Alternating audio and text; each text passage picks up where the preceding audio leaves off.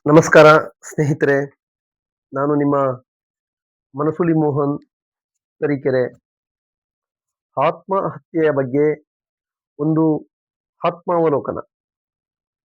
ನಮ್ಮ ಸಮಾಜದಲ್ಲಿ ರೈತರ ಆತ್ಮಹತ್ಯೆಗಳನ್ನ, ಅಧಿಕಾರಿಗಳ ಆತ್ಮಹತ್ಯೆಯನ್ನ, ಪ್ರೇಮಿಗಳ ಆತ್ಮಹತ್ಯೆಯನ್ನ, ಮಹಿಳೆಯರ ಆತ್ಮಹತ್ಯೆಯನ್ನ, ವ್ಯವಹಾರದಲ್ಲಿ ನಷ್ಟ ಆದ ಕಾರಣಕ್ಕೆ ಉದ್ಯಮಿಗಳ ಆತ್ಮಹತ್ಯೆಯನ್ನ, ಹೀಗೆ ಅನೇಕರ ಆತ್ಮಹತ್ಯೆಗಳನ್ನ ನಾವು ನೀವು ಗಮನಿಸಿದ್ದೇವೆ.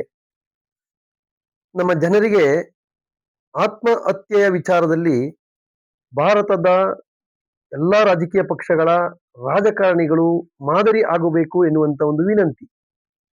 ಕಾರಣ, ಇಡೀ ಭಾರತದಲ್ಲಿ ರಾಜಕಾರಣಿ ಆತ್ಮಹತ್ಯೆ ಮಾಡಿಕೊಂಡಂತ ಉದಾಹರಣೆಯೇ ಇಲ್ಲ.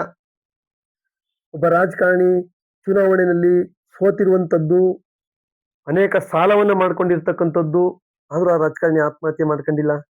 ಒಬ್ಬ ರಾಜಕಾರಣಿಗೆ ಪ್ರತಿ ರಾಜಕಾರಣಿ ಪ್ರತಿಭಟನೆಯ ನೆಪದಲ್ಲಿ ಆತನ ಅಣುಕು ಶವವನ್ನ ಮೆರವಣಿಗೆ ಮಾಡುವಂಥದ್ದು, ಚಪ್ಪಲಿ ಹಾರ ಹಾಕುವಂಥದ್ದು, ಧಿಕ್ಕಾರ ಕೂಗುವ ನೆಪದಲ್ಲಿ ಅಶ್ಲೀಲ ಭಾಷೆಗಳನ್ನ ಬಳಸಿ ಪ್ರತಿಭಟನೆಯನ್ನ ಮಾಡುವಂಥದ್ದು, ಏನೆಲ್ಲ ಅವಮಾನಗಳು ರಾಜಕಾರಣಿಗಳಿಗೆ. ಆದರೆ ಯಾವುದೇ ರಾಜಕಾರಣಿ ಆತ್ಮಹತ್ಯೆಗೆ ಮುಂದಾಗುವುದಿಲ್ಲ ಭಾರತದಲ್ಲಿ.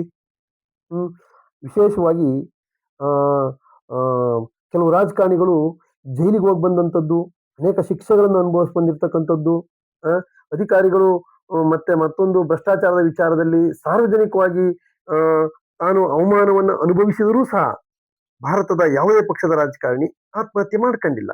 ನೋಡಿ, ಎಂತೆಂಥ ಅವಮಾನಗಳನ್ನ, ಸೋಲುಗಳನ್ನ, ಪ್ರತಿಭಟನೆಗಳನ್ನ ಎದುರಿಸಿಯೂ ಸಹ ತಾನು ಬಿಳಿ ಬಟ್ಟೆಯನ್ನು ಹಾಕಿಕೊಂಡು, ಗರಿ ಬಟ್ಟೆಯನ್ನು ಹಾಕಿಕೊಂಡು, ಊಟ ತಿಂಡಿ ಪಾರ್ಟಿ ಫಂಕ್ಷನ್ಗಳನ್ನ ಅಟೆಂಡ್ ಮಾಡುವ ಮೂಲಕ ತಾನು ನಗುನಗುತ್ತಲೇ ರಾಜಕಾರಣಿ ಇರ್ತಾನೆ.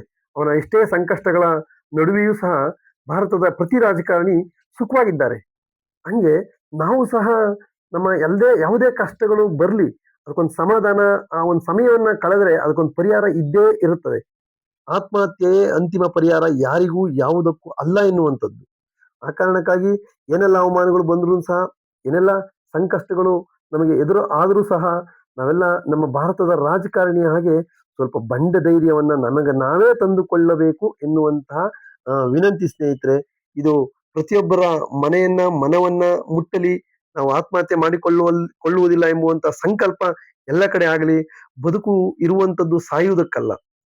ಸಾವು ಬರೋ ತನಕ ನಾವು ಬದುಕಲೇಬೇಕು, ಸಾವು ಬಂದಾಗ ನಾವು ಹೋಗಲೇಬೇಕು ಅಲ್ವಾ.